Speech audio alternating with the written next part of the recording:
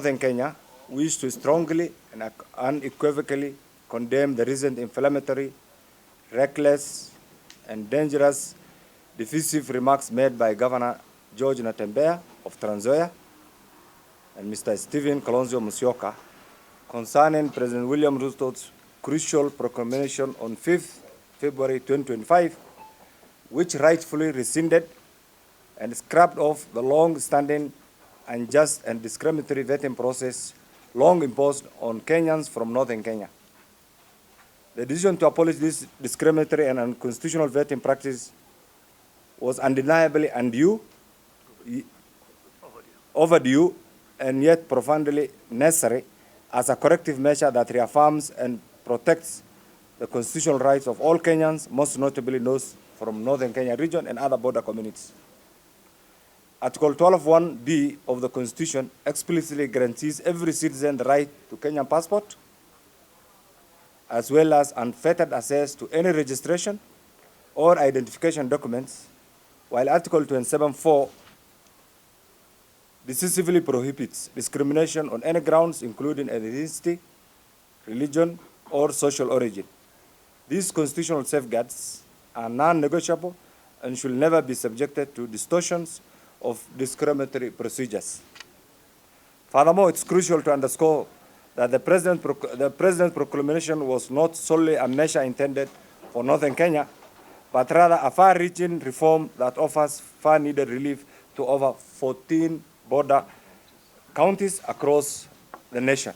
Regrettable, groundless and irresponsible allegations made by the Honorable Kalonzo Musyoka, who has insinuated that this landmark reform is a political maneuver and plot to design to influence the outcome of 2027 elections. Such baseless assertions serve no purpose other than to politicize a matter that is fundamentally about the protection of human rights and the defense of the constitutional justice of these people who have been hitherto marginalized. Again, such a reckless statement coming from Honorable Kalonzo Musyoka, an erstwhile national leader. It's unfortunate. It's unacceptable. You are looking for votes, and you want to demean the very people who are supposed to vote you. No wonder he has been trying every election as an underdog.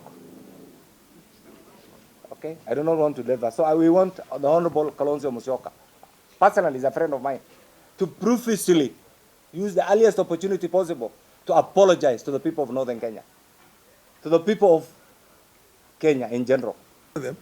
We are just as much part of the Kenyan society and nation as everybody else is. And we have as much rights.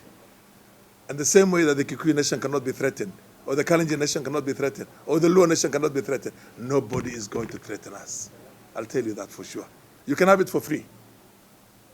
If anybody wants to destroy Kenya, good luck. Bring it on. We will see where you go with it. You get my point? Because for the longest, this discrimination has persisted to the extent whereby somebody thinks that we are subhuman. It's a political process. Warrior was Somali. Who started Nairobi as a center, by the way? Who were the first traders who established Nairobi as a business center before even the railways came in? Go back to the history. Go and read Out of Africa. And what was the lady called? Karen Blixen and all those people. We were here.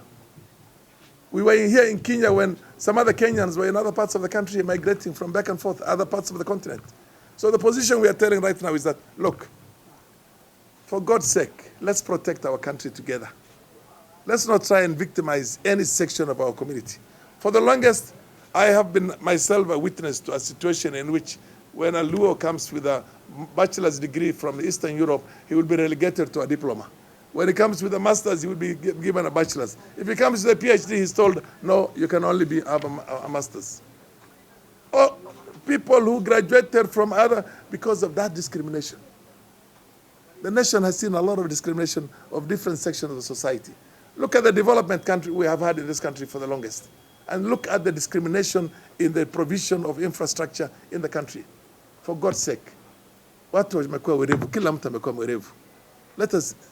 the bygones be bygones, but let us focus on a nation that is ours, that we can choose who to support. Asking for is to be governed just like every other Kenyan community. and every other region in this country. We are asking to be governed according to the laws governing the people of Kenya and not have unconstitutional practices like the vetting for ID cards imposed upon us. What the president has done is remove an unconstitutional practice that has been at play in northeastern Kenya and everywhere in Kenya whenever a Somali is applying for ID card. And the vetting process is one of the most undignified things that has been done to the people who are from northeastern.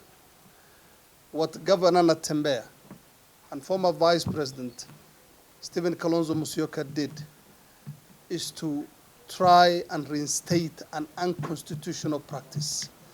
Their statements were bigoted, they were prejudiced, and they were racist. And we take exception to their statements calling for the reinstatement of vetting of Kenyan Somalis. We have always been the first line of defense in protecting Kenya. If we were not the first line of defense, then this country would not be as stable as it is. We have done that because we are patriotic Kenyans and we understand the responsibilities that are upon us in being law-abiding citizens of this country, but also being wide-eyed and alert to ensure that this country does not get anyone coming in to cause mischief and havoc. We take exception to the statements from those leaders, and we would want to urge them to apologize to the Kenyan Somali population And the country at large. and the country at large.